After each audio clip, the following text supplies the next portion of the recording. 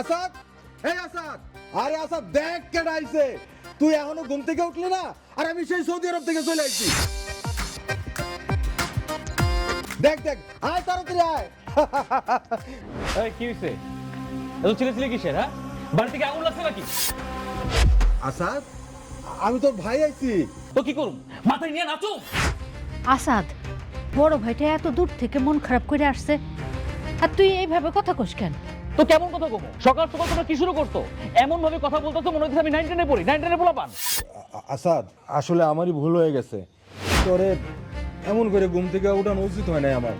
ভাই আমার, তুই যা, তুই ঘুমাইতে যা। আর ঘুম ঘুম কি আমার কপালে আছে নাকি? সপ্তাহে 2টা দিন ছুটি পাই, তোমাকেও জ্বালায়, শালার ঘুমটাও আমার নষ্ট হয়ে যায়। হ্যাঁ, এতটা পথ আইছো, চলো ঘরে চলো। আরে আসো না।